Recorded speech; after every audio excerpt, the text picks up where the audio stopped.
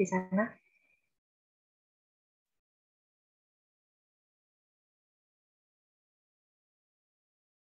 Aman ya, yang lain gimana nih? Kedengeran nggak suaranya? Oke, kedengeran ya. Oke, jadi selamat siang semuanya. Assalamualaikum warahmatullahi wabarakatuh. Selamat datang teman-teman amatoris di kelas UTBKS BMPTN Sosium ya, 2023 ya, angkatan 2023. Jadi kita di sini persiapannya untuk tahun depan gitu ya. Walaupun masih lama tapi kenapa nggak dari sekarang gitu ya, jangan nunggu 3 bulan ke depan lagi persiapan SBMPTN-nya, jangan gitu ya, kalau bisa sekarang gitu. Oke, jadi di sini kita belajar sosiologi tentang mobilitas sosial ya. Kita mau cari tahu mengenai apa sih itu mobilitas sosial, dia bisa disalurkan melalui apa aja gitu ya, faktor-faktor pendorong atau penghambat mobilitas sosial itu apa aja. Nah, nanti bakal dibahas di PPT-nya hari ini ya, bersama aku Mutiara Anissa Sinaga. Kalian bisa panggil aku Tiara, Kak Tiara atau Kak Mutiara gitu ya. Ya, jadi aku mau nanya nih kabar teman-teman di sini. Gimana kabarnya hari ini? Bisa dituliskan di kolom chat.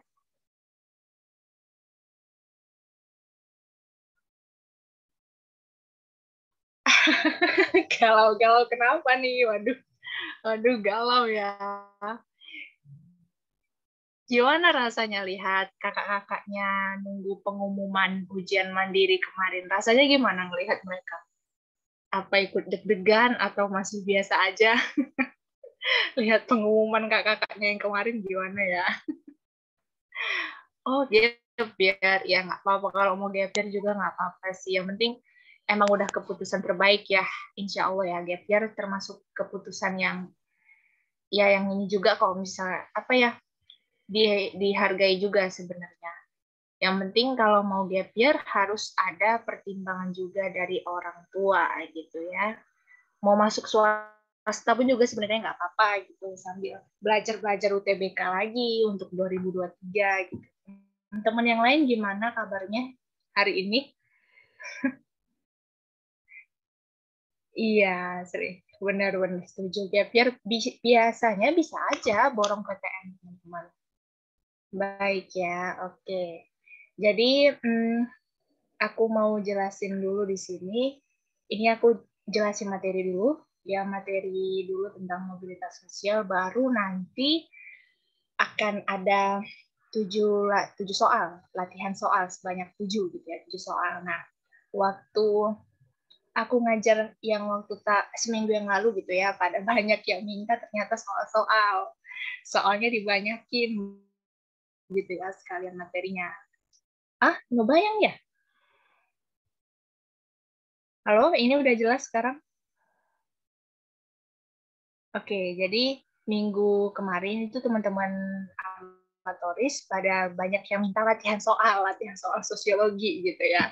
Nah, jadi ini udah 7 soal yang aku buat gitu ya teman-teman. Ini udah ada 7 soal dan yang kemarin itu aku buat 5 soal gitu. Jadi ini udah diusahain sih sebenarnya. 7 soal dan 3 soalnya lagi itu di sosmed nantinya teman-teman. Bakal di up di sosmed Twitter amatoris kemungkinan gitu ya, 3 soal lagi. Jadi stay tune aja di Twitternya amatoris. Oke, nah ini teman-teman mohon diperhatikan ya. Ini sekarang tentang mobilitas sosial. Nanti kita latihan soalnya itu setelah aku menjelaskan materi gitu ya. Jadi mohon diperhatikan teman-teman. Ya, aku share screen dulu bentar.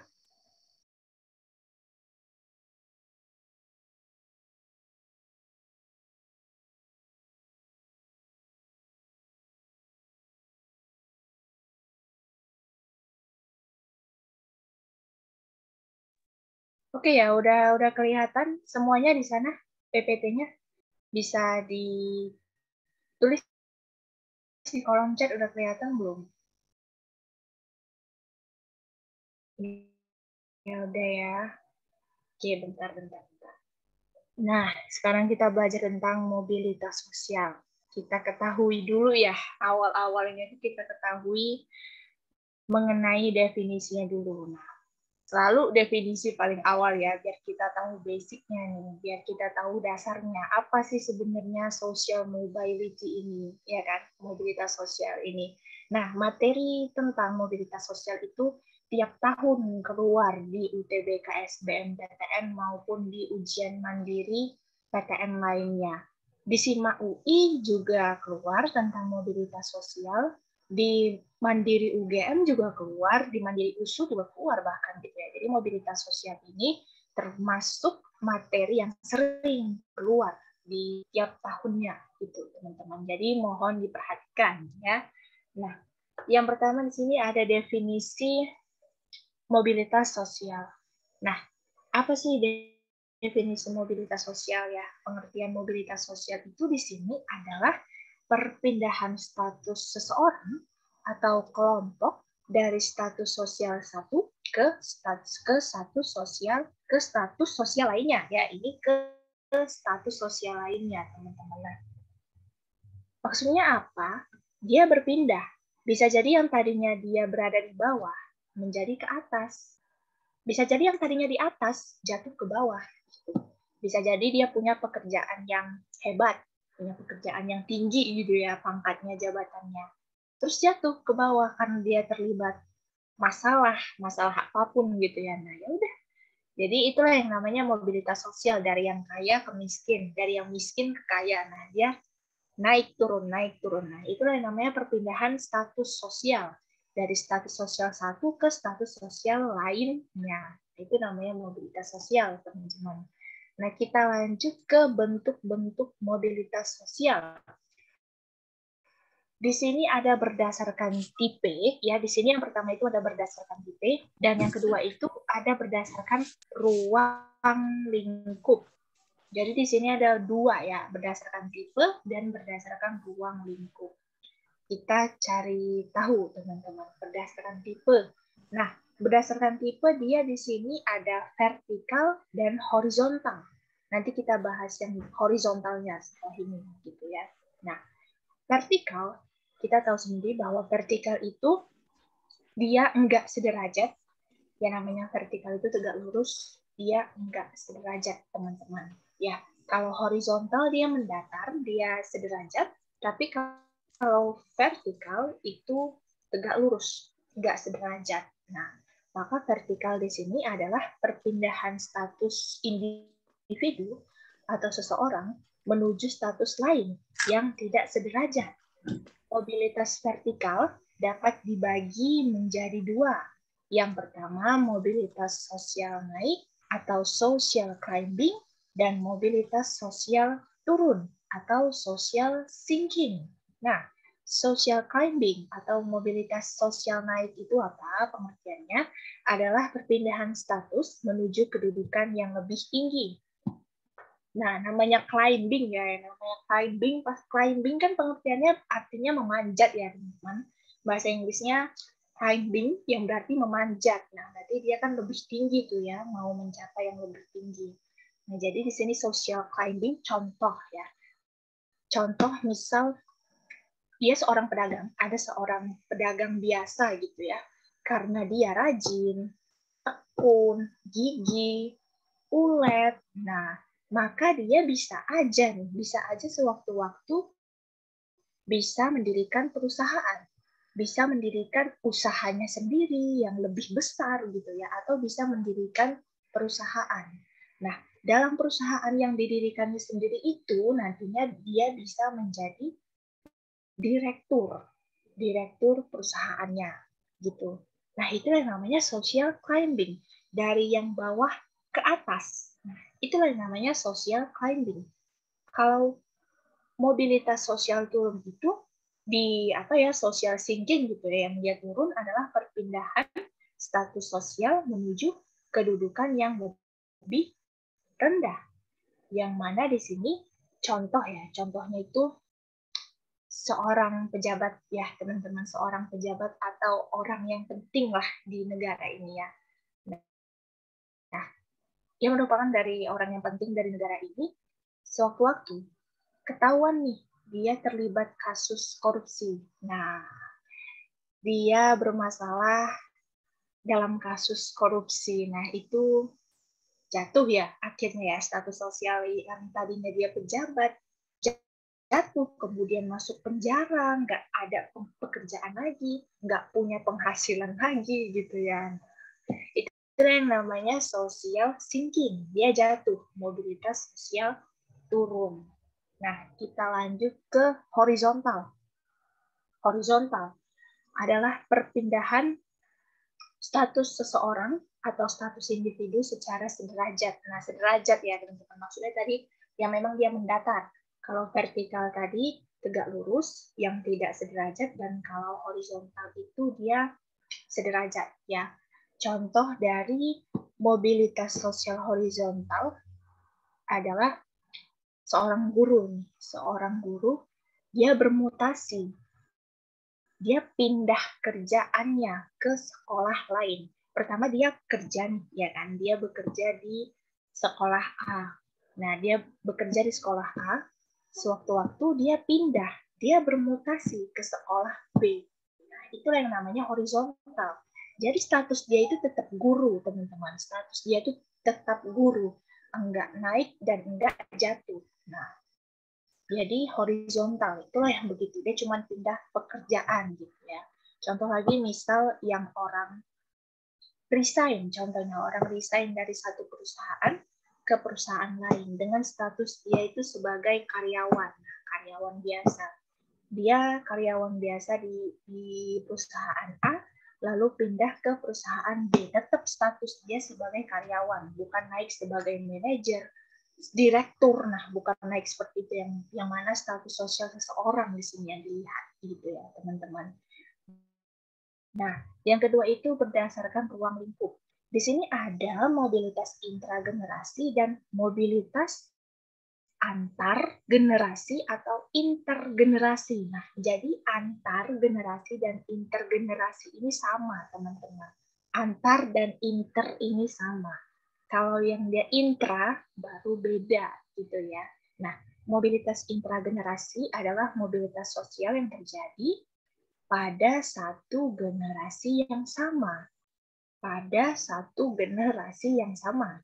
Ya kan? Contoh, anak dan kedua orang tuanya. Contohnya adalah anak dan kedua orang tuanya. Nah, kedua orang tuanya ini bisa ayah atau ibu gitu ya. Anaknya ini mungkin bisa adik, bisa kakak, bisa abang. Nah, gitu.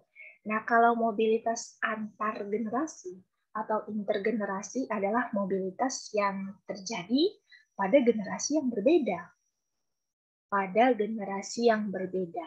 Berarti di sini si anak nggak diikutkan, teman-teman.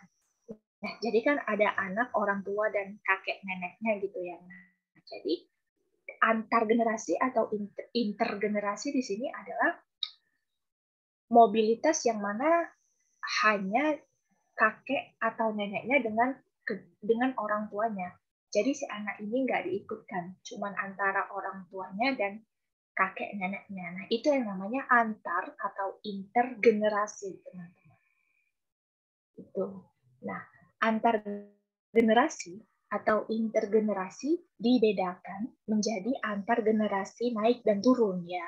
Antar generasi naik dan turun. Contohnya, misal orang tuanya si anak ini dulunya membantu orang tuanya berjualan gitu ya. Dia membantu orang tua waktu semasa orang tuanya sekolah, dia membantu ayah ibunya berjualan gitu ya, berdagang. Nah, saat itu ekonomi kakek neneknya si anak ini enggak stabil, masih down gitu ya perekonomian keluarganya. Jadi dibantulah sama orang tuanya ini. Nah, ketika orang tuanya ini udah SMA, udah mau masuk kuliah, disitulah si orang tuanya itu belajar yang benar-benar di kuliahnya, tekun, dia gigih sehingga dia bisa nantinya itu tamat mendapatkan IPK yang sempurna. IPK 4 atau 3,9 atau bahkan dia cum laude. Nah, itulah yang namanya naik, mobilitas naik. Nah, dari dia mendapatkan IPK cum laude itu, ya lulus cepat dan IPK tinggi, gampang lah udah perusahaan dia itu narik, ya kan. Perusahaan yang mau dilamar dia itu langsung narik, langsung nggak ditolak gitu ya, dengan segala pengalamannya lagi. Nah, itu yang namanya mobilitas naik di dalam orang tua dan kakek neneknya. Kalau yang turun, nah seperti tadi, dari yang tadinya orang kaya, jadinya memang orang terbawah, orang yang golongan ke bawah, gitu teman-teman. Nah, di sini ada faktor pendorong mobilitas sosial. Nah, faktor pendorong mobilitas sosial di sini ada 5 ya. Ada 5. Yang pertama, faktor struktural yang terjadi pada organisasi atau lembaga tertentu. Nah, faktor struktural di sini maksudnya suatu tatanan, ya suatu tatanan dalam kehidupan masyarakat yang di dalamnya ada peran dan status.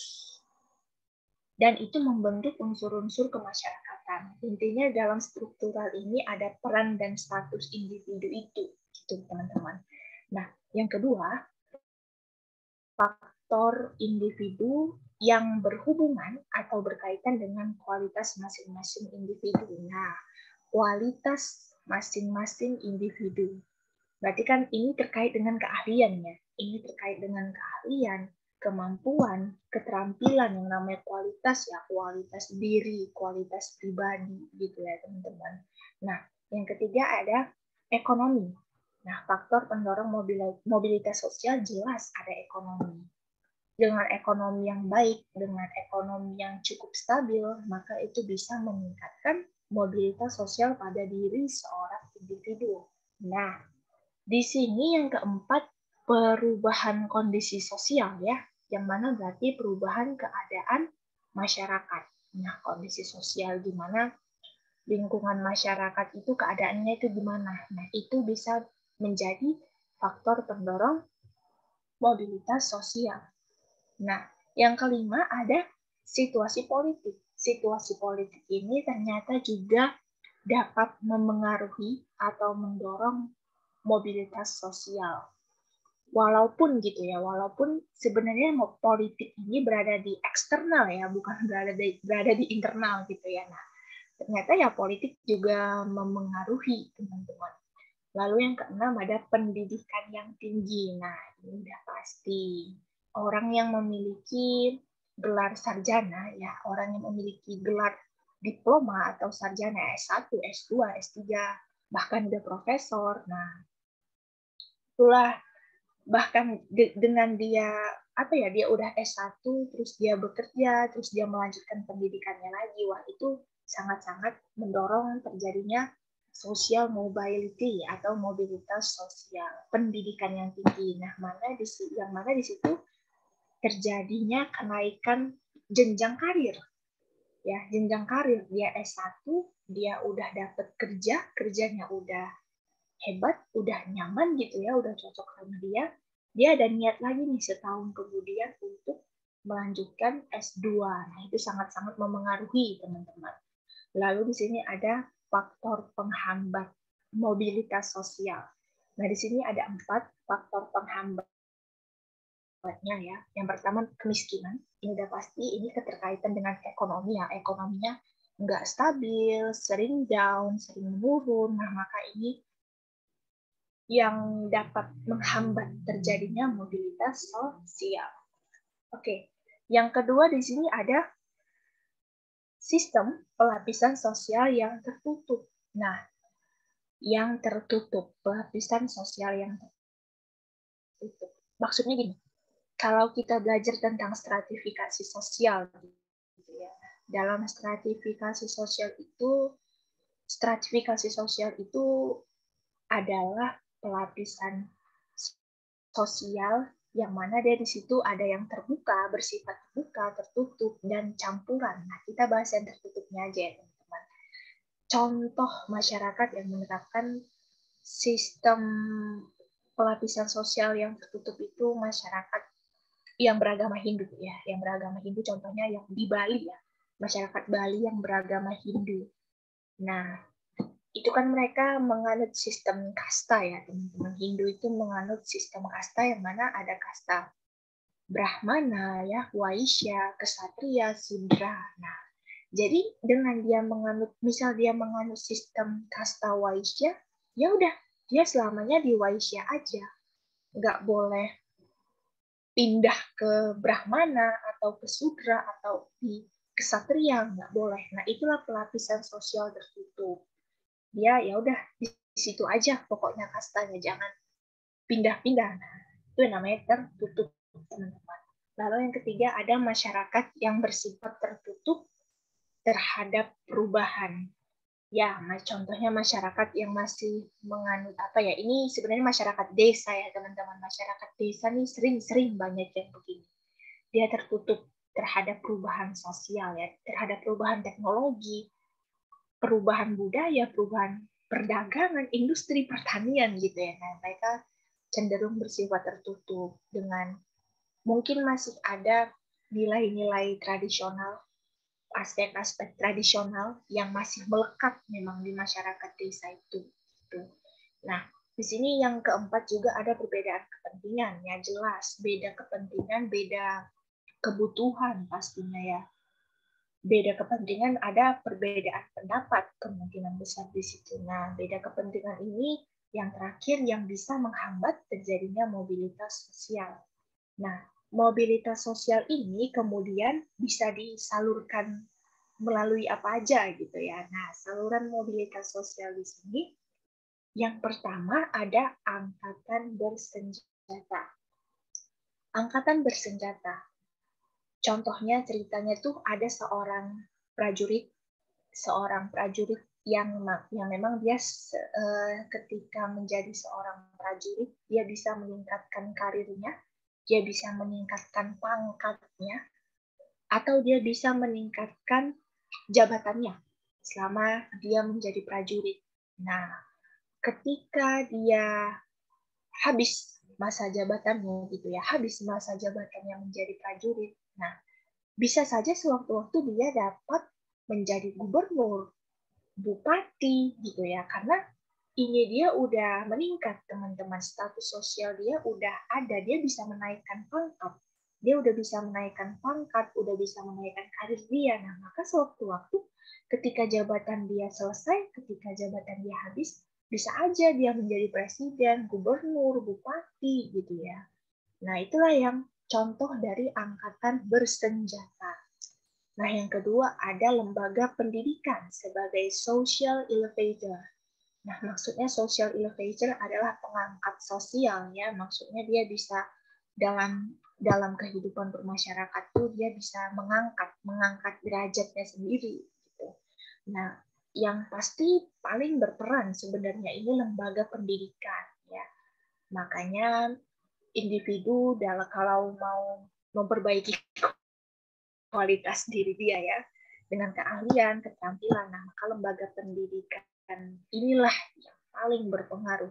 Lembaga pendidikan bukan hanya sekolah ya, bukan hanya sekolah atau kampus atau institut politeknik, bukan hanya itu, tapi kayak tempat kepelatihan, bimbingan belajar kayak kita gini juga ya, karena itu sangat-sangat bisa meningkatkan kualitas diri pribadi. Yang ketiga ada lembaga keagamaan. Nah, lembaga keagamaan ini yang paling tinggi, teman-teman. Pemangku kepentingan agama, ya, pemangku kepentingan agama itu memiliki wewenang dan kekuasaan yang paling tinggi, kekuasaan yang besar untuk negara ini sebenarnya gitu. Nah, maka lembaga keagamaan ini yang paling penting perannya di antara 4 saluran mobilitas sosial ini. Nah, di sini ada organisasi politik. Maksudnya di sini organisasi politik yang mana di dalamnya itu terdiri dari orang-orang ya, orang-orang yang sekumpulan orang-orang yang punya visi dan misi yang sama dalam hal politik. Contohnya partai politik. Dia punya visi dan misi yang sama, berarti dia punya pengetahuan atau wawasan ke depan yang sama dan dia punya rasa kewajiban dari tugas yang harus dia laksanakan, yang harus dia lakukan. Intinya dia punya visi dan misi yang sama. Itulah yang dimaksud organisasi politik. Contohnya parpol ya, partai politik. Nah, lalu ada lagi nih yang kelima sebenarnya. Nah, yang kelima itu apa? Organisasi ekonomi ya. Organisasi ekonomi. Jelas organisasi ekonomi ini sangat sangat berpengaruh untuk mobilitas sosial di negara kita. Gimana supaya perekonomian kita ini tetap naik gitu ya, tetap bagus-bagus aja, tetap stabil, jarang turun, jarang naik turun, wah jangan sampai gitu. Nah, itulah peran dari organisasi ekonomi. Lalu organisasi keahlian atau profesi. Nah, organisasi keahlian atau profesi pekerjaan ya, profesi itu pekerjaan. Yang mana contoh dari organisasi keahlian ini ada IDI, IDI ya, Ikatan Dokter Indonesia, Ikatan Ahli Hukum, PGRI, Persatuan Guru Republik Indonesia. Nah, seperti itu teman-teman, organisasi keahlian atau profesi. Contoh, kalau di jurusan kakak ya, kakak dari kesejahteraan sosial, itu ada organisasi keahliannya namanya IPSPI. Nah, IPSPI, Ikatan Pekerja Sosial Profesional Indonesia atau Independen Pekerja Sosial Profesional seluruh Indonesia. Nah, itulah yang namanya ikatan dari organisasi keahlian atau profesi dari kesejahteraan sosial, teman-teman. Lalu lembaga keluarga. Nah, iya, lembaga keluarga ini juga sangat bisa menyalurkan ya mobilitas sosial. Lembaga keluarga kayak anak dengan ibunya, atau mungkin kakek dengan cucunya, kakek dengan anaknya gitu sendiri ya. Dan memang lembaga keluarga ini menjadi pelindung satu sama lain gitu ya. Dan misal kalau ada orang yang menikah dengan orang yang menikah, nah yang satu pasangannya ini dari keluarga yang dari keluarga yang kaya, misalnya dari keluarga yang mampu gitu, yang memang terpandang satu orang ini. Nah, sedangkan satu orangnya lagi ini biasa aja gitu, dia statusnya itu biasa aja di pokoknya gitu kan. Maka kemungkinan si yang nikah dengan dia ini jadi ikutan terpandang. Nah, itu bisa aja teman-teman. Dari yang tadinya dia tuh biasa aja, kemudian dia nikah sama orang yang kaya, yang memang orang berada, orang terpandang, dia pun juga ikut terpandang, terhormati gitu ya. Nah, itulah 7 dari saluran sosial mobility. Akibat ya, kita bahas akibat. Akibat mobilitas sosial. Efeknya ya, dampaknya. Apa dampak dari mobilitas sosial? Itu ada 5.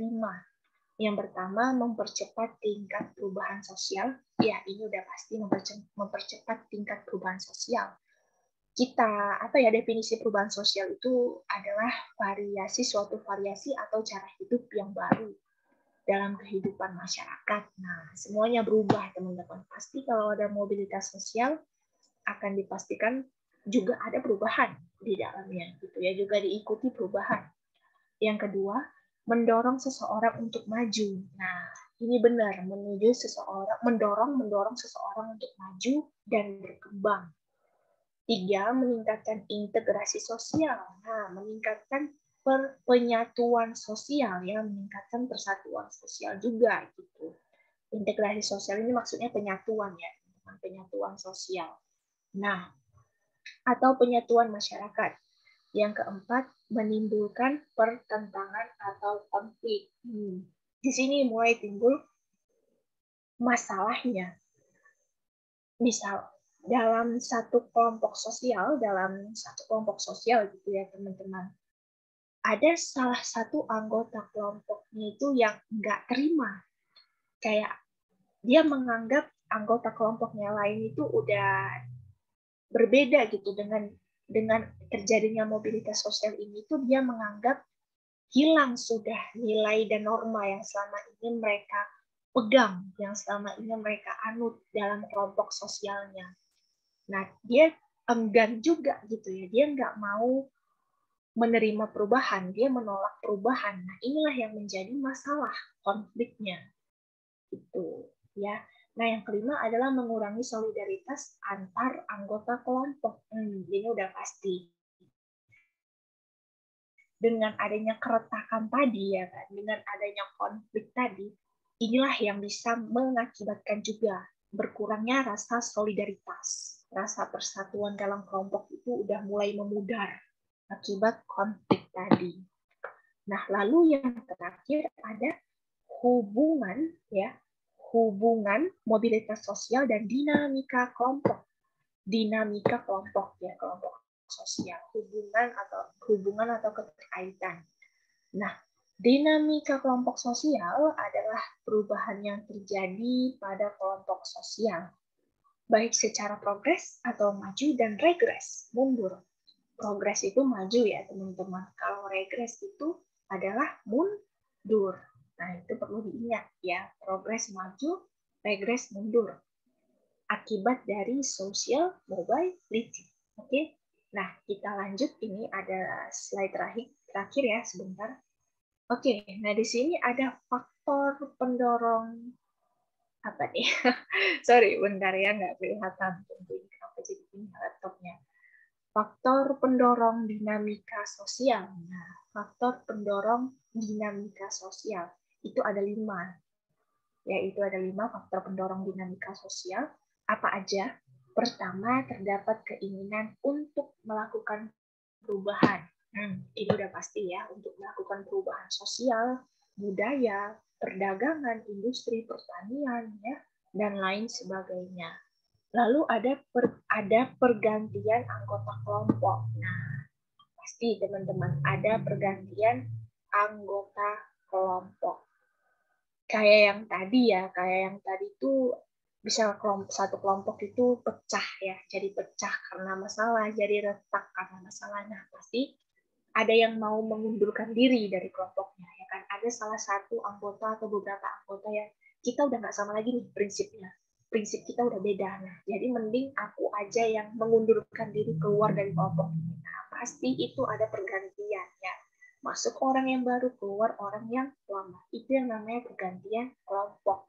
Pergantian anggota kelompok. Nah, yang ketiga ada konflik ya, ada masalah yang kayak tadi. Dan yang keempat, terjadi perubahan lingkungan.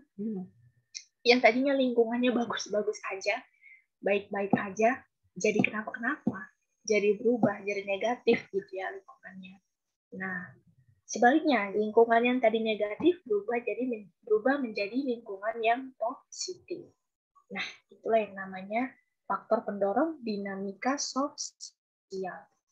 Lalu yang kelima ada modernisasi. Nah, apa itu modernisasi? Modernisasi adalah proses transformasi. Proses transformasi dari aspek-aspek kehidupan yang tradisional menjadi aspek-aspek kehidupan yang modern. Itu contoh dari modernisasi perubahan teknologi ya, teman-teman. Proses transformasi teknologi.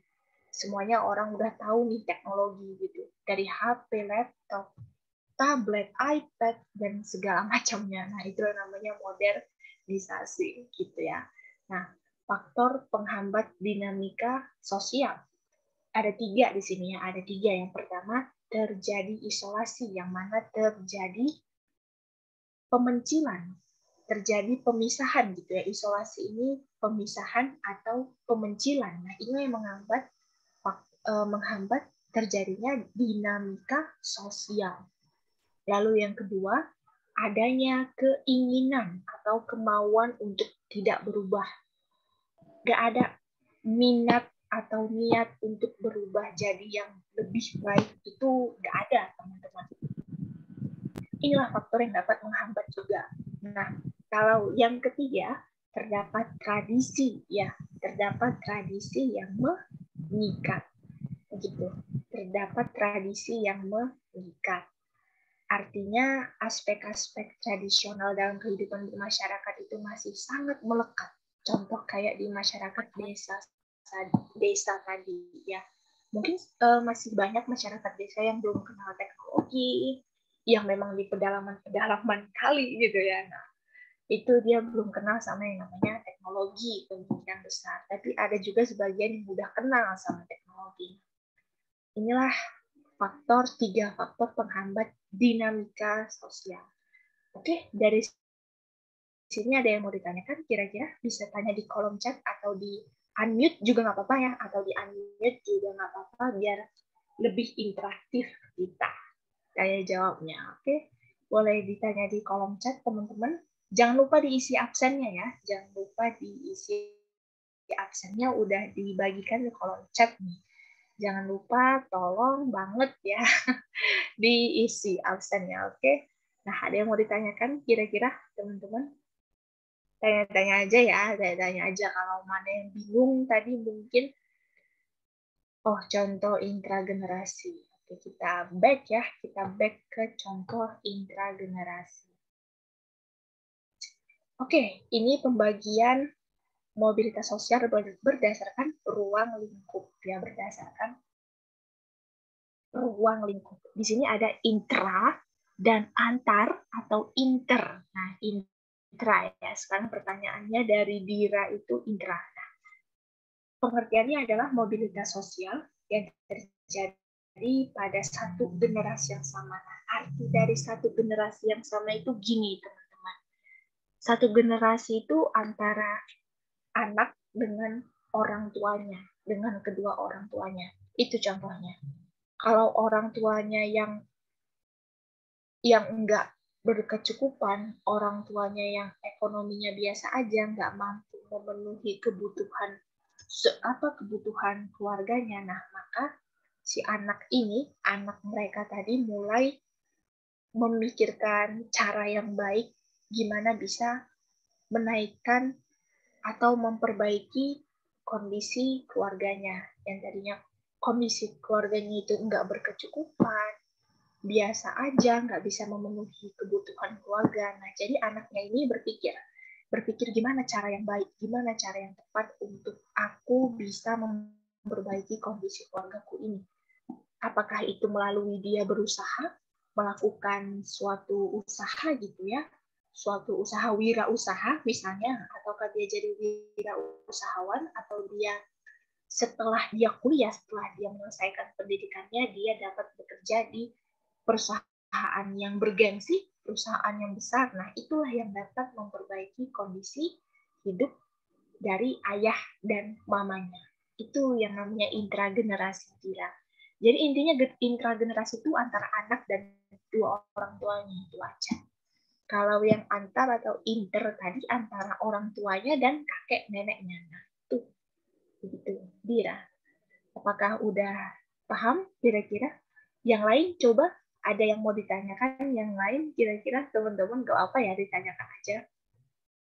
Masih ditunggu nih pertanyaannya, jadi jangan malu-malu ya, ini soalnya kita oke udah paham ya. Iya, sama-sama. Ya, yang lain ada pertanyaan, ditanyain aja teman-teman, soalnya ini UTBK gitu ya, nanti soalnya sosiologi agak ini gitu ya, agak bikin mumet gitu.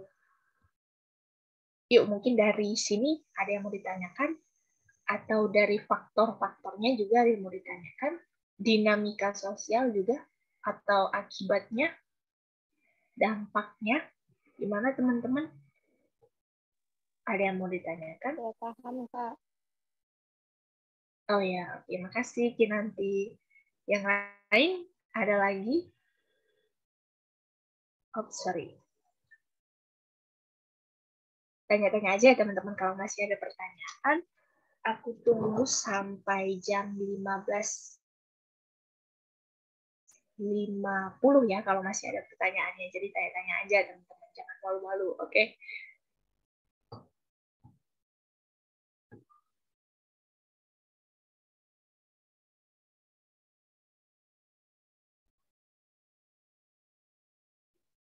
Sampai jam 15.50 ya kalau masih ada pertanyaan ya.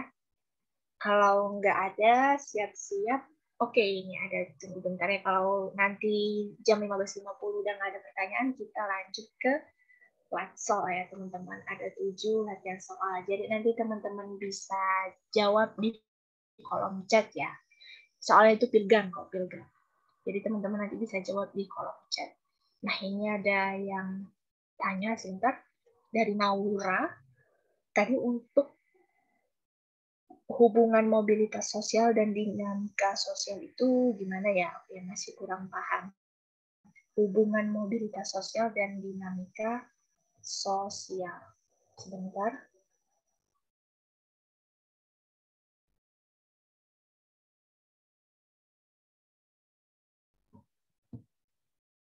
Gini. Hubungan mobilitas sosial dan dinamika kelompok ya, dinamika sosial. Nah, dinamika sosial itu, teman-teman, dinamika sosial itu sebenarnya adalah gerakan. Gerakan yang gerakan yang terdapat dalam kelompok sosial. Yang mana dalam gerakan itu pasti ada perubahan ya, ada perubahan yang terjadi pada kelompok sosial itu. Nah, mobilitas sosial tadi ada perpindahan status ya. Kalau mobilitas sosial itu definisinya adalah perpindahan status. Jadi dalam dalam gerakan kelompok sosial ini, dalam gerakan kelompok sosial ini ada perubahan. Nah, yang mana perubahannya itu adalah perpindahan status individu. Nah, itu yang namanya keterkaitan atau hubungan antara mobilitas sosial dan dinamika kelompok sosial. Gitu, teman-teman. Dinamika itu sebenarnya gerakan yang ada dalam kelompok sosial, tapi dalam gerakan itu ada perubahan, yang mana perubahannya itu berupa perpindahan status seseorang. Gitu, teman-teman. Nah, tadi yang nanya siapa ya? Lupa, sorry. Tadi yang nanya, oke bentar ya, tadi yang nanya Naura. Nah, begitu Naura. Intinya dia dinamika itu gerakan, yang mana gerakan ini ada dalam kelompok sosial, dan di dalamnya terdapat juga perubahan ya, perubahan yang terjadi, yaitu berupa perpindahan status anggota kelompok yang tadinya baik-baik aja dalam kelompok itu, yang tadinya anggota kelompok ini baik-baik aja di dalam kelompok itu, terjadi masalah, jadi dia keluar dari kelompok itu, dia bukan anggota dari kelompok sosial itu lagi. Nah, begitu Naura. Ini ada yang nanya, Kak maaf. Iya, sama-sama. Kak maaf mau tanya nanti file PP. Iya, dibagiin. Setahu kakak sih dibagiin. Kayaknya ya, Pak, file PPT-nya ya bakal dibagiin kok. Bakal dibagiin Ridho. Oke, ada yang mau ditanyakan lagi, teman-teman?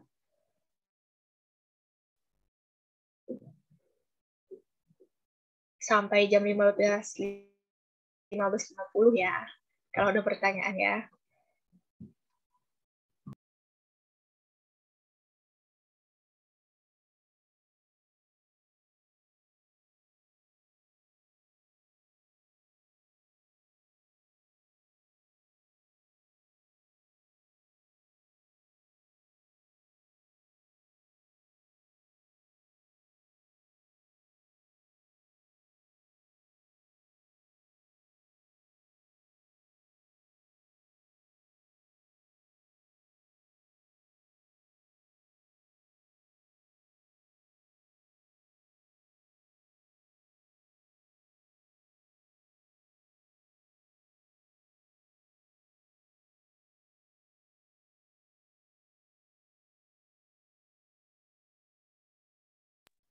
Jangan lupa ya teman-teman diisi ya link absensinya ya yang udah dibagikan oleh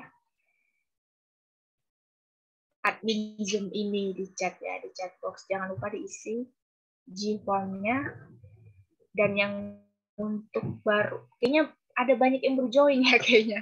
Jadi nanti kemungkinan baru dikasih lagi kok forum absennya, G-form absennya. Semenit lagi ya, kalau nggak ada pertanyaan kita lanjut ke Latsol. Oke.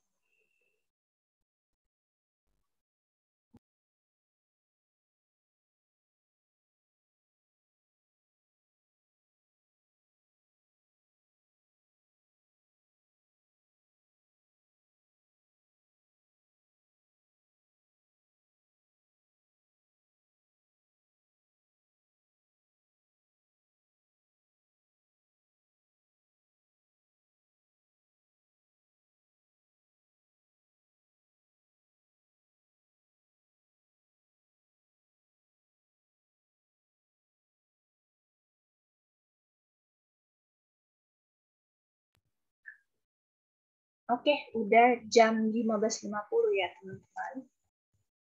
Waktunya kita latsol. Latsolnya ini ada 7 soal ya. Ini aku stop sharing dulu, bentar. Latsolnya itu ada 7 soal, nanti dijawab di kolom chat ya, dijawab di kolom chat, terus nanti kita bahas. Jadi soal jawab bahas ya. Oke, bentar, kita mulai dari nomor 1 tentang mobilitas sosial. Oke, bentar ya teman-teman ya, tunggu bentar. Oke, kita mulai dari nomor 1. Ini dikerjakan selama 3 atau 2 menit ya teman-teman. Karena memang di UTBK resmi nanti waktu kalian untuk mengerjakan satu soal itu cepet, nggak nyampe 3 menit, paling 2 menit aja untuk satu soal gitu ya. Jadi benar-benar cepet gitu waktunya berjalan. Nah, kita mulai dari nomor 1 soal dikerjakan selama 2-3 menit ya teman-teman. Jadi siap-siap ya. Nah, soal nomor 1 apa nih? Tunggu sebentar. Tunggu ya. Oke, tunggu. Nah, soal nomor 1 teman-teman. Dia nanya nih, nah kalau di sini ada beberapa pernyataannya.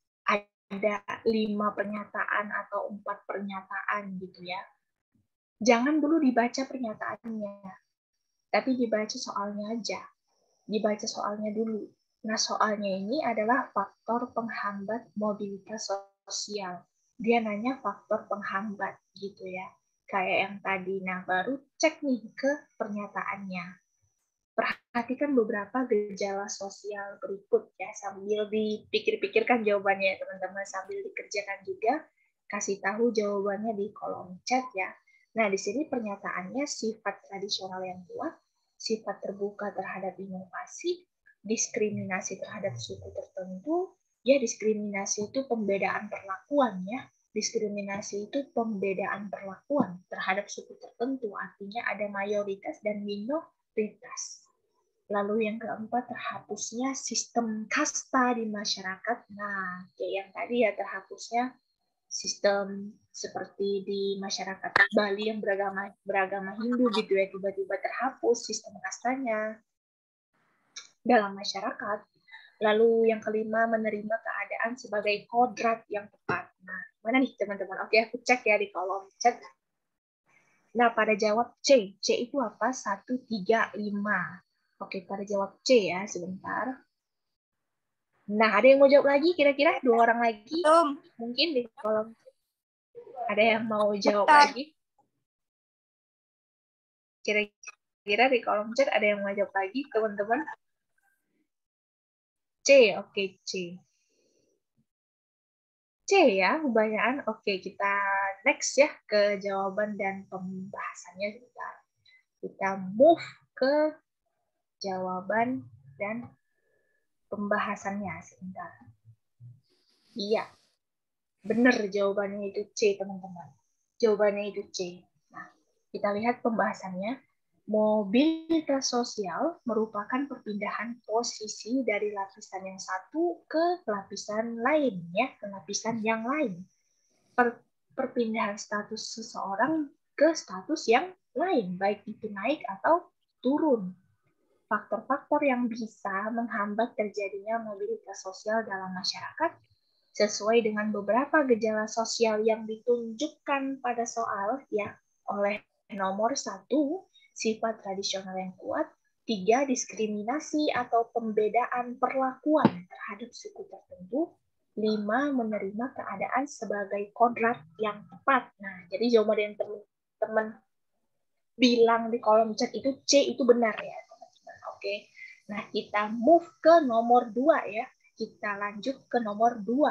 Ini dikerjakan selama 2-3 menit ya teman-teman. Setiap soal dikerjakan sebanyak 2 atau 3 menit. Bentar, ada yang tanya, tunggu ya. Yang pernyataan 5 itu sebagai kodrat yang tepat. Nah, maksudnya itu gimana ya? Menerima keadaan atau kondisi sebagai kodrat yang tepat. Contohnya gini, misal perempuan yang katanya bekerja di rumah aja, nggak usah kerja-kerja di luar gitu ya, nggak usah kerja di kantoran, pokoknya nggak usah bekerja di luar deh, di rumah aja, di dapur aja, ngurus anak aja. Nah, dan si perempuan ini tuh ya udah menerima keadaannya aja, menerima kondisi sebagaimananya aja. Nah, dia menerima kondisi, dia menerima kodratnya gitu ya, untuk nggak bekerja di luar, tetap di rumah, tetap di dapur. Padahal kan boleh ya perempuan bekerja di rumah itu boleh gitu, tetap ngurusin anak. Nah, dia menerima aja kodratnya gitu. Dia menerima kodrat. Jadi ya udah, apa kenyataannya itu yang diterima dia, itu yang diterimanya itu Valentina. Oke, mungkin ada yang mau ditanya lagi dari soal nomor 1, kira-kira ada yang bingung teman-teman, nggak apa-apa, ditanya aja dulu. Yang dari soal nomor 1 boleh ya ditanya. Nah, dan soal nomor 1 mungkin ada yang mau ditanya dari pernyataannya atau dari mananya gitu ya, nggak apa-apa juga. Oke, bentar ya. Nah, kayaknya nggak ada yang mau bertanya ya untuk soal nomor 1. Oke, kita lanjut move ke nomor 2 ya. Ya, kita lanjut move ke nomor 2. Sebentar ya, kita lanjut move. Nah, dihapus ya teman-teman, PPT yang dicoret ya teman-teman, tolong dihapus. Nah, di sini perhatikan beberapa faktor yang memengaruhi mobilitas sosial. Oh, ini jangan dibaca dulu pernyataannya, sorry. Nah, baca dulu soalnya, dia minta apa gitu ya. Nah, dari beberapa faktor di atas, mana nih yang dapat mendorong terjadinya social mobility di masyarakat? Ayo, pernyataan yang mana yang bisa mendorong terjadinya mobilitas sosial?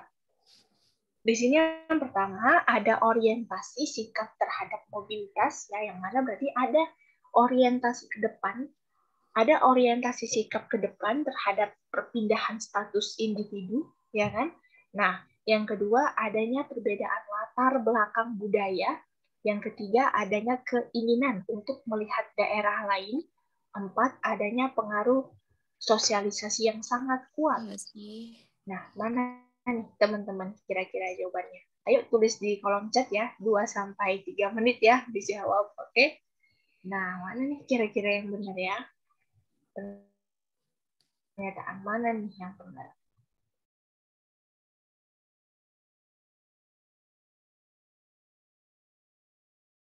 Yuk, teman-teman yang lain silakan dijawab ya. Mana nih jawaban yang benar? Ada 2 pernyataan yang benar nih ya. Oke, ada yang jawab E, ada yang jawab D. BDE ya, BDE. Oke, kita keep aja, nggak apa-apa, BDE. Ya, yang lain mungkin ya D juga, B, C, B, D, E ya, kita keep. Ya. Ah, bahkan ada yang jawab A ya. A, B, D, E berarti C nggak termasuk. Nah, C nggak termasuk ya. Oke, ada yang mau jawab lagi teman-teman, nggak apa-apa, ini nggak apa-apa ya, kalau salah pun juga nggak apa-apa, namanya masih belajar UTBK ya, masih belajar awal-awal pokoknya tentang UTBK. Nah, kita cek ya, ini ada yang mau jawab lagi, kira-kira apa nih jawabannya, kira-kira yang 2 orang lagi mungkin D. Oke, D berarti A, B, D, E ya, C nggak termasuk ya, ada yang jawab D barusan. Oke, kita cek apa sih jawaban dan pembahasannya. Sebentar. Nah, jawabannya itu B, teman-teman. Yang jawab B benar ya, tapi yang jawab salah juga nggak apa-apa. Ini namanya masih belajar ya, teman-teman. Oke, kenapa jawabannya B? Faktor-faktor yang mendorong terjadinya social mobility ini, yang pertama itu faktor individu, yang kedua faktor individu yang meliputi orientasi sikap terhadap mobilitas dan perbedaan kemampuan. Ini terdapat pada pernyataan pertama di soal tadi ya, di soal tadi. Nah, lalu yang kedua, keinginan untuk melihat daerah lain. Nah, ini juga sangat pastinya mendorong atau berpengaruh kuat agar terjadinya mobilitas sosial, untuk terciptanya mobilitas sosial. melihat ke daerah lain. Ini ada di pernyataan yang ketiga, teman-teman. Nah, yang ketiga itu ada faktor struktural yang meliputi struktur pekerjaan dan adanya perbedaan fertilitas. Nah, perbedaan fertilitas. Nah, itu yang ketiga. Yang keempat ada status sosial. Yang kelima ada keadaan ekonomi. Yang keenam ada situasi politik, ya, seperti yang tadi itu faktor pendorongnya situasi politik itu juga termasuk situasi politik satu negara. Nah, yang ketujuh ada demografi. Nah, demografi yang berarti kependudukan, gitu ya. Oke, orientasi sikap itu maksudnya gimana, Kak? Nah, bentar. Sabar. Ini yang nanya tadi ada berapa orang ya? Oke, satu. Orientasi sikap itu gini maksudnya. Sebentar ya, orientasi sikap. Nah, di sini meliputi orientasi sikap terhadap mobilitas dan perbedaan kemampuan. Yang mana berarti di sini ada orientasi ke depan. Ada orientasi ke depan atau wawasan ke depan. Dia memiliki visi yang kuat. Visi yang kuat terhadap mobilitas dan perbedaan kemampuan. Dia ada di sini pengetahuan yang kuat terhadap mobilitas dan perbedaan kemampuan. Jadi dia sangat berorientasi ke depan. Seorang individu sangat berorientasi ke depan. Mau itu sikapnya, pemikirannya, ya, perilakunya terhadap mobilitas dan perbedaan kemampuan. Nah, itulah yang namanya orientasi sikap.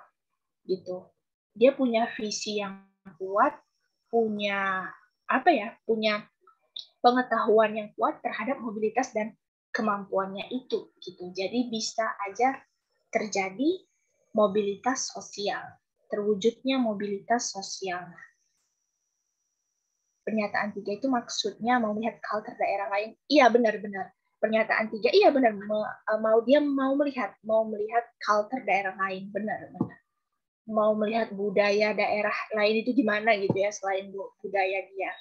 Nah, inilah yang cenderung membuat dominan membuat mobilitas itu terjadi. Nah, keinginan untuk melihat daerah lain. Iya, melihat daerah lain itu maksudnya melihat budaya. Salah satu contohnya benar ya, kata si Rido tadi, yaitu melihat budaya daerah lain itu gimana, kondisi geografisnya itu gimana. Nah, jadi penasaran nih, daerah A penasaran sama daerah B. Dicari semua tuh tentang kebudayaan, kondisi geografisnya, masyarakatnya itu gimana gitu ya. Nah, itulah namanya mau melihat daerah lain. Ini ada yang nanya lagi, bentar. Oh ya, oke ya. Nah, ada yang mau ditanya lagi untuk nomor 2, kira-kira teman-teman? Ada yang mau ditanya lagi, kira-kira kalau nggak ada, kita move ke nomor 3 ya. Kita move ke nomor 3. Sebentar. Oke. Ini ada yang ngechat lagi. Ya.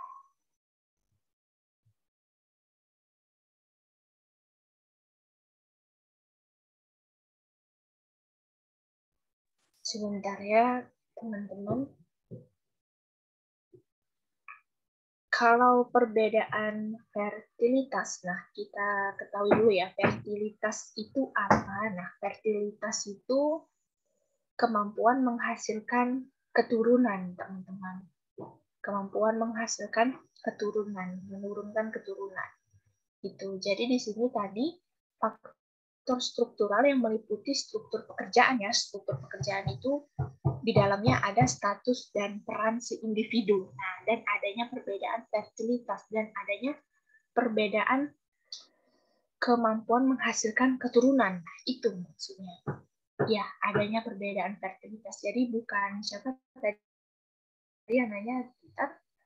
Jadi bukan bukan perbedaan profesi sebenarnya, bukan perbedaan budaya, profesi dan geografisnya, tapi kalau fertilitas itu memang kemampuan menghasilkan keturunan, teman-teman. Gitu ya. Nah, kita lanjut ke nomor 3 sebentar.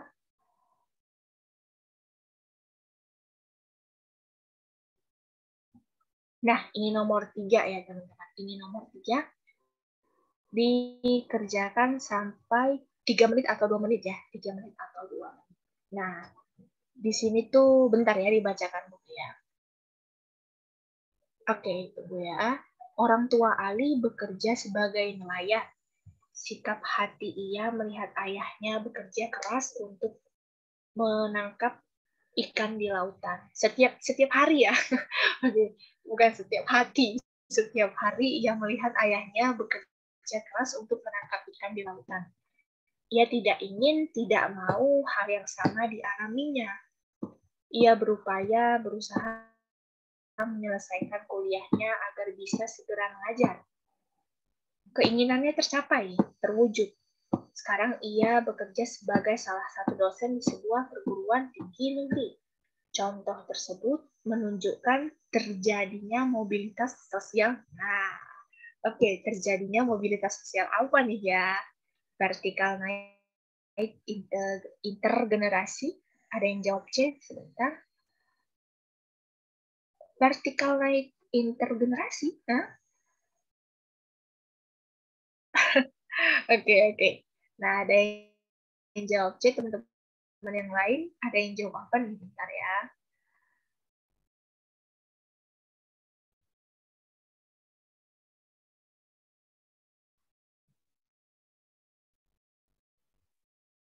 Oh iya, C, sama. Oke, jadi mungkin ada salah satu ya dari C dan E ini mungkin ada yang inter, teman-teman. Ada yang inter, bukan hanya intra, tapi kayaknya di antara C dan E ini ada yang inter, gitu ya, bukan hanya intra. Nah, ada yang jawab C, ada yang jawab D. Oke, bentar. Ada yang jawab, oke, kita keep C dan E ya, kita keep C dan E. Nah, kita keep C dan E. Bentar ya, kita lihat langsung ke jawaban dan pembahasan. Bentar. Nah, jawabannya itu C, teman-teman. Berarti kalau yang vertikal naik ya, vertikal naik intragenerasi, berarti kalau yang D tadi kan sama ya kan? Oke, maaf ya. Sorry teman-teman. Nah, jadi vertikal naik intergenerasi. Berarti kalau yang I vertikal naik intergenerasi gitu ya. Nah, kalau yang C tetap intra, tapi kalau yang E inter gitu ya, inter. Nah, beda. Inter sama intra itu beda.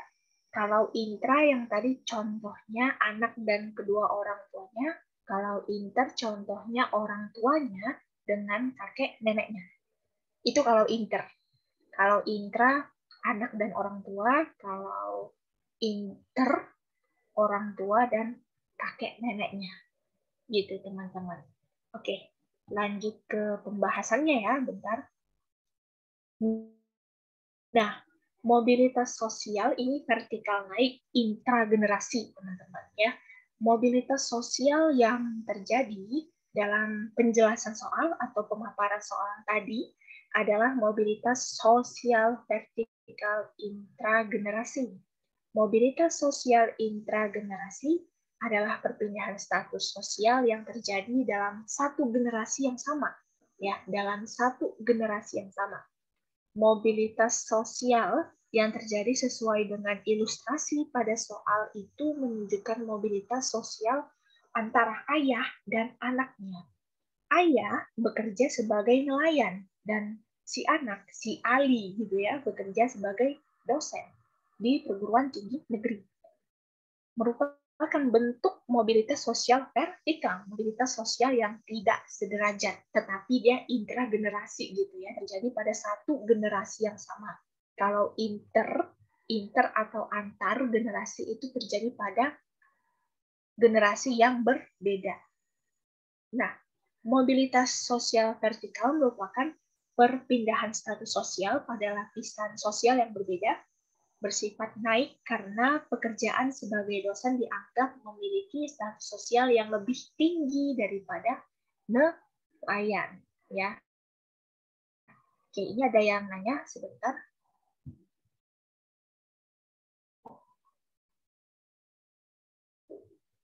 Oke, tunggu.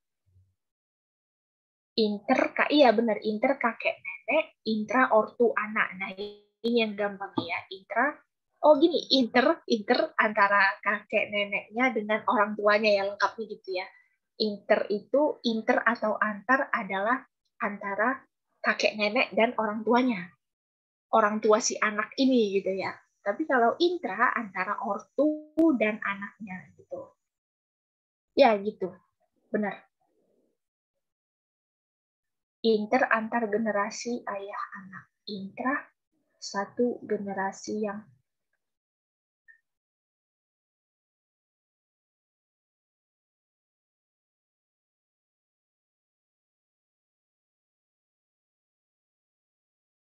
iya, kalau inter itu kita sama orang tua, anak dan orang tua. Kalau yang inter, anaknya si orang tua ini dengan kakek neneknya. Gitu. Itu gampangnya. Yang dibilang si siapa tadi, Nia ya, Hania. Ini hampir benar, inter itu kakek nenek dan orang tua si anak ya.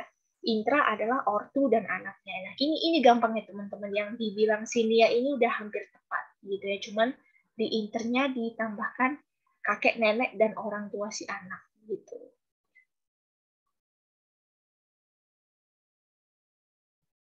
Iya, benar.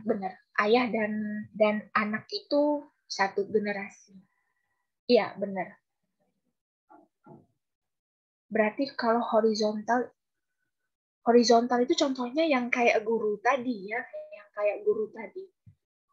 Contohnya yang kayak guru tadi, kalau dia horizontal, berarti kan itu dia nggak pindah kemana-mana, teman-teman. Status sosial dia nggak berpindah, tapi cuma tempat kerjaannya aja yang pindah.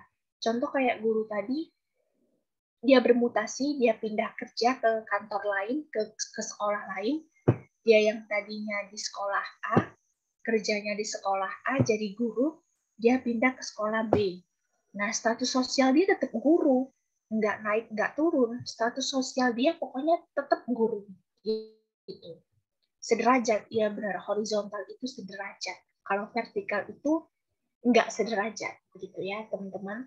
Oke, kita lanjut ke soal nomor, sebentar, ke soal nomor 4.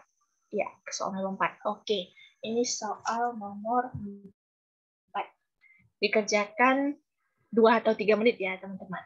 Nah, pembangunan bandar udara ya Kertajati di Majalengka mengakibatkan terjadinya mobilisasi penduduk lokal ke daerah lain. Mobilisasi ya kan, perpindahan penduduk lokal ke daerah lain. Mobilisasi penduduk tersebut merupakan suatu mobilitas. Nah, suatu mobilitas apakah horizontal, vertikal climbing, vertikal sinking, atau intragenerasi? Nah, yang mana nih jawabannya benar, teman-teman? Mobilitas penduduk. Oke, ada yang jawab horizontal. Di chat apa nih? Jawab apa ya? Oke, ada yang jawab A, horizontal. Nah, kita lihat ya. Kebanyakan A ya, berarti oke, kita keep jawaban A. Ya, sebentar. Nah, iya benar teman-teman. Jawabannya itu horizontal. Pembahasannya, mobilitas horizontal, mobilitas sosial horizontal adalah pergeseran posisi atau kedudukan seseorang yang tidak banyak membawa atau tidak membawa juga gitu ya perubahan dalam kehidupan orang tersebut. Statusnya ya tetap itu, nggak naik, nggak turun, nggak berubah gitu ya. Jadi pembangunan bandar udara atau bandara Kertajati di Majalengka mengakibatkan terjadinya mobilisasi penduduk lokal ke daerah lain. mobilisasi penduduk tersebut merupakan suatu mobilitas sosial horizontal. Tetap gitu ya, tetap status dia itu jadi penduduk gitu ya, bukan jadi yang turun, bukan jadi yang naik, tapi tetap menetap. Nah, kita lanjut ke nomor 5 ya, kita ke nomor 5 sebentar. Nah, ini kita kerjakan sampai 2 atau 3 menit ya, teman-teman. Nah, di sini dia nanya nih, ilustrasi tersebut termasuk ke dalam bentuk mobilitas. Nah, Ibu Sri adalah seorang guru yang berintegritas tinggi dan memiliki banyak prestasi. Dia punya banyak prestasi. Oleh karenanya, Ibu Sri dipercaya nih menjadi pengawas oleh Dinas Pendidikan di kotanya. Ilustrasi itu termasuk bentuk mobilitas. Nah, termasuk mobilitas apa ya dia? Oke. Nah, ada yang bisa ini di kolom chat? Oke, bentar.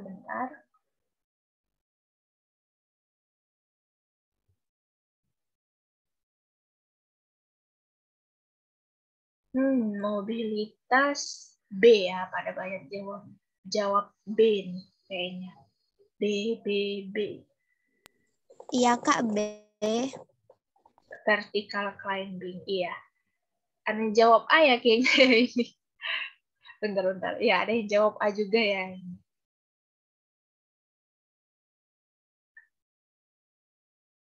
Ada yang jawab A juga ternyata.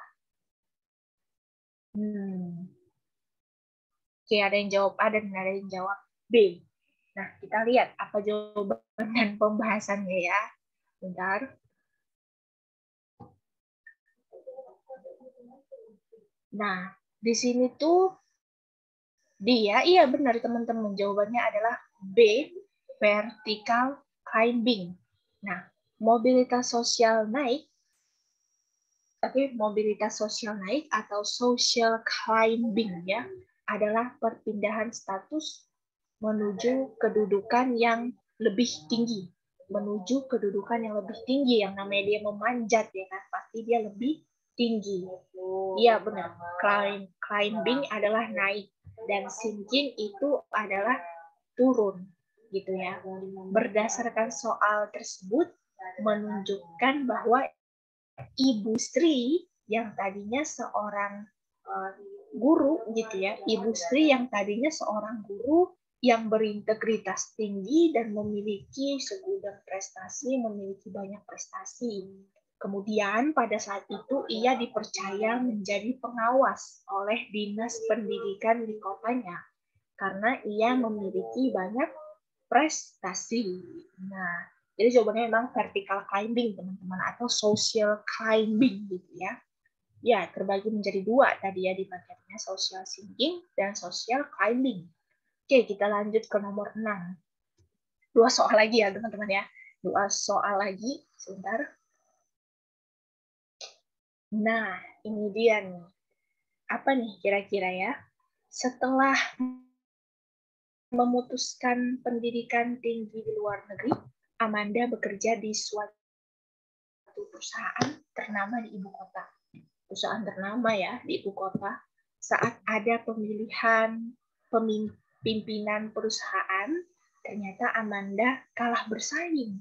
Wah, dia kalah bersaing ya dengan pegawai laki-laki. Lantaran perusahaannya beralasan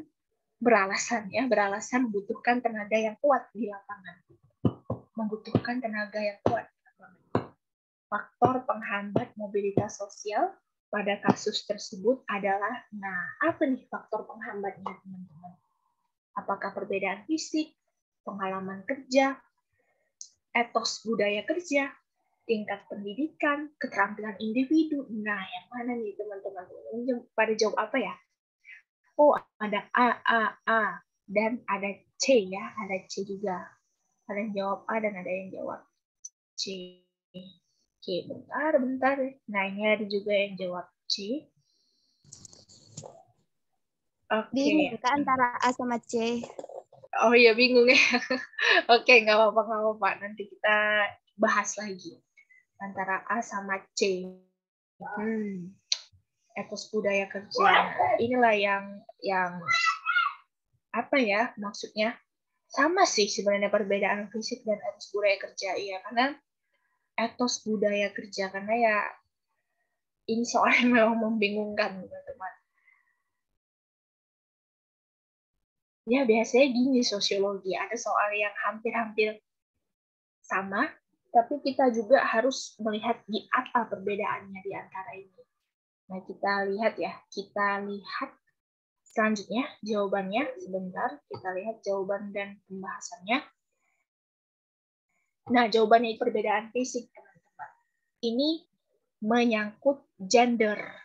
Sosiologi sangat tricky. Ya, itu benar-benar sosiologi itu sangat tricky. Bisa jadi tuh jawabannya ada 3, ada 2 gitu ya. Nah, perbedaan fisik jawabannya A, teman-teman. Jadi ini menyangkut tentang gender. Gender itu adalah peran yang ada pada dalam diri laki-laki dan perempuan gitu ya, pembedaan peran. Inilah namanya gender, teman-teman. Nah, faktor penghambat social mobility pada kasus tersebut adalah perbedaan fisik antara jenis kelamin laki-laki dan perempuan. Artinya terdapat perbedaan peran. Nah, gender itu definisinya perbedaan peran atau pembedaan peran antara laki-laki dan perempuan. Namun, sebenarnya tuh gender melihat, teman-teman, melihat bahwa terdapat kesamaan nih. Terdapat kesamaan hak dan kewajiban antara laki-laki dan perempuan. Nah, perempuan nggak apa-apa punya jabatan yang tinggi sama kayak laki-laki gitu ya. Itu hak dia gitu, dan kewajiban dia ya bekerja. Nggak apa-apa perempuan dapat gaji yang sama tingginya kayak laki-laki gitu ya. Nah, itu yang namanya gendernya jadi setara. Kesetaraan gender. Oleh karena itu, antara laki-laki dan perempuan punya kedudukan yang sama dalam masyarakat di mata gender gitu ya. Contohnya ya sebentar. Contoh misalnya dalam memilih profesi, laki-laki dan perempuan memiliki hak yang sama. Nah, ini jelas dalam memilih dalam memilih pekerjaan, dalam memilih profesi, perempuan dan laki-laki memiliki hak yang sama, setara dia gitu ya. Nah, sebentar ini ada yang nanya, tunggu. Nah, kalau etos budaya kerja itu gimana, Kak? Nah, etos budaya kerja, kebiasaan bekerja dalam perusahaan itu maksudnya. Pandangan seseorang terhadap budaya kerja di perusahaan itu gimana? Nah, itu yang namanya etos budaya kerja, teman-teman. Pandangan dari orang lain, pendapat dari orang lain tentang kebiasaan kerja di situ gimana sih? Nah, itu yang namanya etos budaya kerja. Itu ya. Oke, kita lanjut ke soal terakhir, soal nomor 7. Nah, ini soal nomor 7 ya. Ini soal terakhir, the last. Sebentar. Ya, ini soal ke-7. Faktor penyebab nih. Ini soalnya agak beda ya, teman-teman. Ini tipe soal sebab akibat ya. Ini dikenalin dulu, ini soal tipe soal sebab akibat. Nah, di sini ada sebab nih di tengah-tengah, ada tulisan sebab. Inilah yang namanya tipe soal sebab akibat. Nah, faktor penyebab mobilitas vertikal adalah munculnya kekayaan, kekuasaan, ras. Mobilitas horizontal disebabkan adanya suku, agama, etnik, ras. Nah, dia nanya nih, jawaban yang benar yang mana gitu ya. Pernyataan yang benar yang mana? Jawaban yang benar gitu ya. Nah, ini memang beda tipe soalnya dari yang sebelum-sebelumnya. Nah, ini yang namanya tipe soal sebab akibat, teman-teman. Oke, ada yang udah bisa jawab 3 orang, 4 orang ya di chat B. Ada yang jawab B, ada yang jawab A. Nah, sebentar. Oke, ada yang jawab C ternyata. C, A, B. Ya, yang lain kira-kira nggak apa-apa kalau ini salah ya, karena ini memang baru pertama lihat mungkin ya. ininya, tipe soal sebab akibatnya. Ada A, B, C. B tapi ragu. Oke, ada A, B, C. Nah, kita keep ya. Ada lagi yang mau jawab kira-kira? Apa nih kira-kira? Ada lagi yang mau jawab? Gak apa-apa, teman-teman. C. Oke, C. Ya. Aku B aja. Oke. Kita lihat ya jawaban dan pembahasannya. Sebentar. Ya, jadi gini teman-teman, cara jawabnya ini itu kan tipe soal sebab akibat ya. Jawabannya itu D, teman-teman. Pernyataan salah dan alasan benar. Nah, jadi gini, pernyataan salah dan alasan benar. Jadi jawaban A, B, C itu salah, teman-teman. Yang benar itu adalah D ya. Ini nggak apa-apa salah, ini nggak apa-apa salah, teman-teman. Karena ini baru pertama kali melihat soal yang sebab akibat mungkin ya. Nah, pernyataan di sini yang D katanya jika pernyataan salah, alasan benar. Pernyataan salah, alasan benar. Nah, pembahasannya untuk menjawab tipe soal yang kayak gitu tadi, digunakan logika, pakai logika jika titik-titik, maka titik-titik. Awali pernyataan 1 dengan kata jika, dan pernyataan 2 dengan kata maka. Nah, kita lihat, bentar, kita lihat. Nah, pernyataan 1 ini, teman-teman, pernyataan 1 kita awali dengan kata jika. Jadi, jika faktor penyebab mobilitas vertikal adalah munculnya kekayaan, kekuasaan, ras, nah, pernyataan atau alasan kedua yang ini setelah kata sebab, nah ini yang namanya pernyataan atau alasan, teman-teman. Alasannya, mobilitas horizontal, maka mobilitas horizontal disebabkan adanya suku, agama, etnik atau etnis, dan ras. Nah, kita lihat apa sih ininya gitu ya, penjelasan lebih lanjutnya. Oke, faktor penyebab mobilitas vertikal adalah munculnya kekayaan, kekuasaan, keturunan, dan pendidikan. Bukan ras. Nah, ras itu nggak termasuk ke dalam faktor penyebab vertikal, teman-teman. Enggak. Vertikal itu tadi kekayaan, kekuasaan, keterampilan, kemampuan, ya, kemampuan, keturunan, dan pendidikan. Nggak ada vertikal itu di dalamnya ras. Itu enggak. Gitu ya. Ras itu nggak termasuk dalam vertikal. Ras itu termasuknya ke horizontal karena dia sederajat. Ras mongoloid dengan ras lainnya nggak mungkin mereka ada yang lebih tinggi gitu ya atau yang lebih rendah. Pasti sederajat, setara. Nah, jadi itu pernyataannya salah. Kita keep pernyataan salah, pernyataan pertama salah. Nah, pernyataan atau alasan kedua itu benar. Mobilitas horizontal disebabkan adanya suku, agama, etnik, ras, gender, dan profesi. Nah, maka jawabannya adalah D, dodol. Jika pernyataan salah dan alasan benar. Nah, jadi kita harus teliti. Di sini di pernyataan pertama dia ini hampir benar ya. Hampir benar. Hanya saja di sini ada kata ras. Di mobilitas vertikal ini dibilangnya ada kata ras. Nah, ini yang buat salah, yang buat pernyataannya salah. Kalau tadi di sini ditulisnya itu kekayaan, kekuasaan, keterampilan, profesi, nah itu benar. Jadi dua-dua pernyataannya ini benar. Pernyataan benar, alasan benar, tapi keduanya enggak menunjukkan hubungan sebab akibat gitu ya. Kalau ini tadi bukan ras.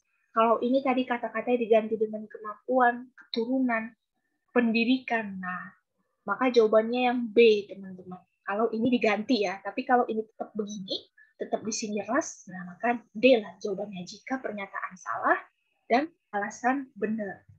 Gitu ya. Nah, dari soal ini ada yang mau ditanyakan, teman-teman? Dari soal sebab akibat mungkin yang dibingungin ya. Ada yang mau ditanyakan dari soal sebab akibat? Aman sih, Kak. Aman ya, oke. Yang lain kira-kira jangan lupa diisi absennya ya. Jangan lupa diisi absennya teman-teman amatoris. Ya, tunggu. Paham ya. Oke, oke, oke. Oke, teman-teman. Ya, jangan lupa diisi absennya ya. Ya, udah paham. Oke. Nah, ini iya, nanti ini kayaknya bakal dibagikan sih PPT-nya.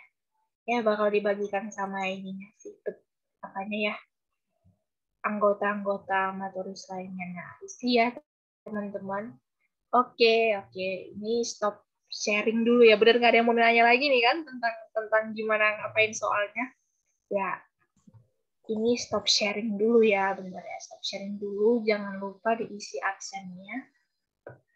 Nah, udah sore juga ya. Udah jam 16.30. Jadi, ya, selamat sore teman-teman. Makasih banyak semuanya yang udah ngikutin kelas aku, yang udah ngikutin kelas social mobility ya, sosiologi untuk persiapan UTBK SBMPTN. Jadi makasih banyak semuanya ya. Jadi boleh leave ya teman-teman, boleh leave, tapi jangan lupa diisi absennya, oke? Nah, boleh leave ya teman-teman. Iya, sama-sama semuanya. Iya, thank you.